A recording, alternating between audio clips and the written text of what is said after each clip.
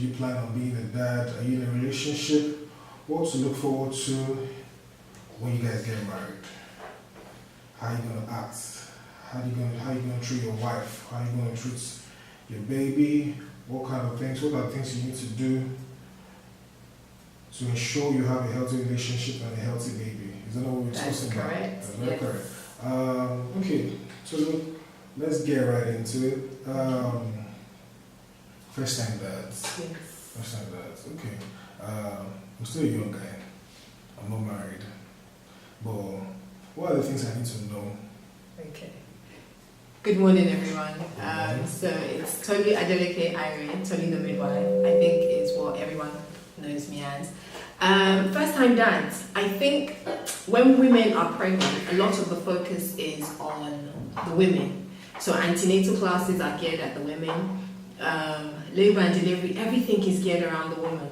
But then we forget that women are going through all these hormonal changes. And while she's even trying to understand what's happening, men usually just have no idea. And they're looking at 1 minute she's hot, the next minute she's cold.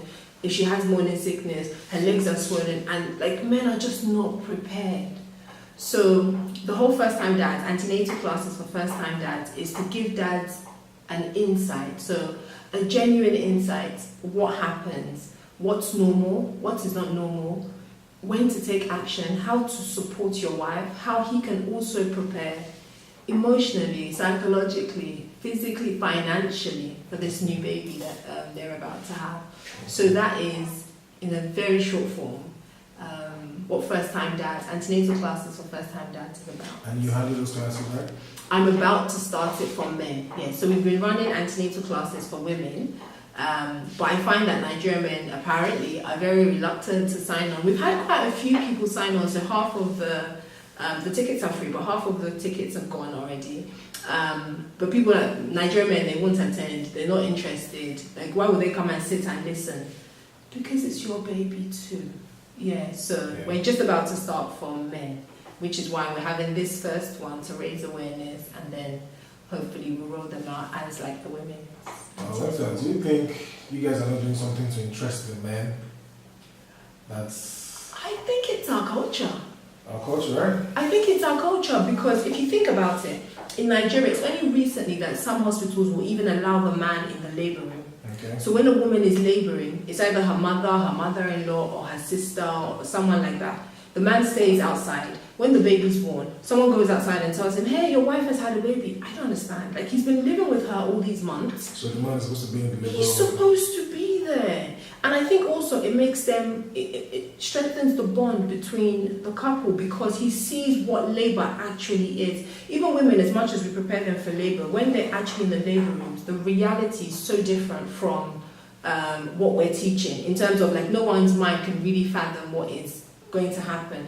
So then she has the baby, and then they go home, and the mother-in-law comes to the house, or the mother comes to the house, and the man once again is just pushed to the side. Subconsciously, I don't think anybody does it on purpose, but it becomes, my darling, have you eaten? The wife, have you eaten? Have you slept? Have you fed baby? Should you wash baby? No one says to the man, are you okay? And if the man even so much as in says, why is all this happening? Or says something that might be deemed as negative. What did you do? Did you push out the child? Were you in labor? Do you know what I mean? So I think it's, I don't know, really. It's a 50-50. It is. Someone posted on my on my post the other day. It took the man and the woman to make this baby. So why is it all of a sudden it's just the woman's job? But the thing is that, let's go back.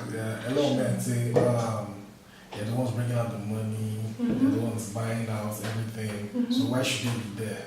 So they don't need to be there. Let the woman handle the maternal issue. Why they just bring the money in? No, because you want to form a bond with your child. So Obed, you don't have children. You said you don't have children yet. Imagine you have a child and all your child knows you as is an ATM, or I want this, let me go to daddy, I want that. But you don't have a bond with your child. So you don't have those special moments that your child wants to play football with you. Okay. Your child comes and sits with you and talks with you. Your child is just very fond of you. If you don't start creating a bond right from the beginning, and when I say the beginning, while the child is still in utero, in pregnancy, you're talking to the child, so the baby is familiar with your voice. It's not like the child will now become 18, it's yeah, my dad's my best friend, let's hang out.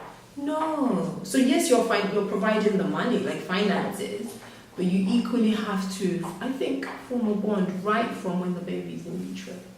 Okay, that's very good. I would like to get back to a little bit of misconceptions about sex during pregnancy or sex after pregnancy. Okay. What are the myths that, okay, let's say somebody's saying when your wife is pregnant, is the African, when your wife is pregnant, you shouldn't touch your wife, and you should just leave her. After the pregnancy, then you can start up. So men, after the pregnancy, if the pregnancy was a very tough one, and the woman is not able to snap back that fast, they get scared, and it can really damage your relationship. What would you say to first time dads? I think the key thing in everything is communication. And going back to antenatal, so when they're still pregnant, so long as everything is okay, if it's a low-risk pregnancy, there are no problems. Like the woman is not having vaginal bleeding, or it's not a threatened miscarriage, and there's no problems, then I think she's not sick, she's having a baby. You can still have sex. You just have to find positions that are comfortable for the woman and for the baby. And then some people say like, but your baby will hear that you're having sex. How? And the baby, and it's not like anytime you are actually having sex, it's going to affect the baby because the baby is in layers and layers and layers. So nothing actually gets to the baby. So I think the key thing is communication. The couple have to talk. They have to see what's comfortable for her, etc. And then postnatal, this is something a lady asked me earlier on this week as well that I posted. And she said, when's the right time to get back to having sex with your husband or your partner? And I think the key is when it's comfortable for the woman. And this is when communication is even more important, because psychologically we build up this thing that I've just had a baby, maybe she had a tear, it might be painful, it might be, but I think talking about it and then waiting for when the woman is comfortable and then taking it really slowly, and it's almost like you're trying out new things all over again. I think the bulk of postnatal sex or after baby sex is psychological. So if you talk about it, I think you'll get through a lot of no, I can't touch you, no, don't touch me, no, easier. Okay. Yeah. So during pregnancy, very good answer. Thank you. So during pregnancy, is there like are they going to be on strict diets? Not a strict diet. So like nutrition, women's nutrition in pregnancy. So I think the key thing is like women are not eating for two. You know, back in the days they used to say you're eating for two. Yeah. No, you're not. You eat 3 square meals and 1 extra meal. And then you still have to relatively eat healthy. So eat whatever you normally eat, that as long as it's healthy. So you're having a bit of carbs, a bit of protein, lots of fruits and vegetables, because you get a lot of nutrients, vitamins from your fruits and vegetables. Okay. But I think that more important than that though is making sure like eggs are well cooked, beef, like your meat is well cooked. There's a few exceptions of things you can't eat, like certain fish, because obviously they're in the water, they retain mercury. The mercury does cross the placenta and it can affect the baby. Okay. But generally, people can eat normally. You know, I keep saying, and I think one thing that we really need to get out there is pregnancy is not a condition. It's not cancer, you're not sick. It's normality and you're now carrying a baby. So as much as possible, just to live a healthy life, maintain a healthy life, with a few exceptions, of course, of things you can't eat. It's a bit like when people are pregnant, they say that like you can't, they're precious, so they don't exercise. And they're like, no, you can't do this, no, you can't, no, you have to. Because with pregnancy, we're at increased risk of getting things like DVT, so the blood clot at the back of your leg. What causes that is like reduced movements. If you're not walking around, you're not as active, and obviously because you're pregnant. Yeah. But if you keep active, then chances of you developing these potential complications or risks are lower. Doesn't mean you won't, like there are obviously exceptions to the rules, but we have to keep active while you're pregnant. It's not a disease, it's not a condition. So, to round it off, I would like to ask, give me your first 10, what I call it first aid, for first time dads. Oh. Yeah. When you say first aid, what do you mean? Like, what should they do? or what was the first thing that when your wife is pregnant for the first thing? What should you be doing? Okay, so I think to constantly communicate. Okay, one. And then you have to go to the antenatal clinics. Okay. So what I do at antenatal classes is it's not a clinic. It's not a clinic. I don't do. Difference? So clinic is they check the baby, they listen to your baby, they do your blood pressure, they check your urine, they check for any potential complications. They do everything clinical, like a doctor, nurse, midwife would do. Even though I'm a midwife, I'm not clinical in Nigeria. So I just do a lot of health education. Oh, you just moved back? I've been back 3 years now. Yeah, I've been back 3 years. I didn't just move back. So I attend antenatal clinics so that when the midwife is asking your wife, is your baby moving? Are you bleeding? And sometimes we know as human beings, like the midwife might give or the doctor might give lots of information. And the man and the woman will forget it. And pregnancy brain as well. I don't know if you've heard about that. Like women tend to forget things. So she might forget things, and then you can say, remember the midwife said this. Yeah. So that's why, and also you're present for the growth, for the development, for the checkups of your baby. So men should attend antenatal clinics with their wives. Number 3, so make sure she's eating well. To support her, like, and then with pregnancy you have cravings. 1 minute she might really love, I don't know, pounded yam, and the next minute, so you're fixing pounded yam or whatever it is for her, and then she's like, no, I don't want it, oh god, and it smells and it irritates her. It's the hormones. That's what makes women so, I can't say erratic, but a nice word of like erratic like that. Number 4, what was number 4? Okay, should we do 5? I think I could get to 10 in a good time. Number 4 is being understanding to her needs. That's very important. It's so important. Because a lot of times you're like,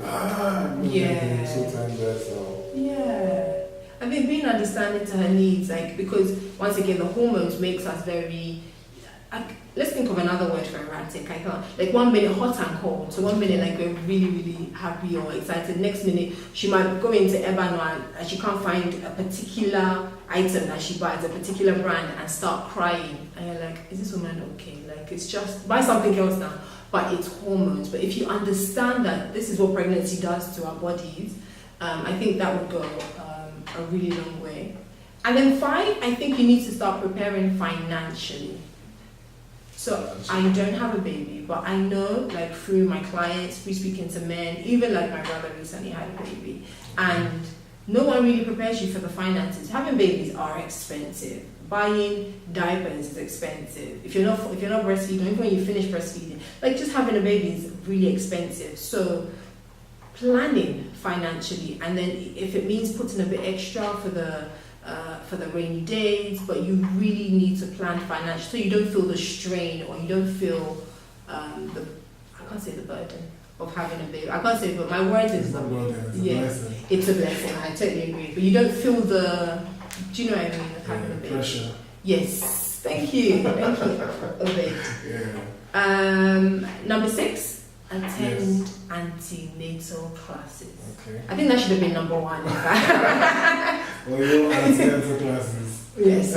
I think attend my antenatal classes, because like my classes, we're going to teach practical skills. How do you bath a baby? How do you change a baby's diaper? I think I know it because I've been in this profession for like forever, but lots of men don't.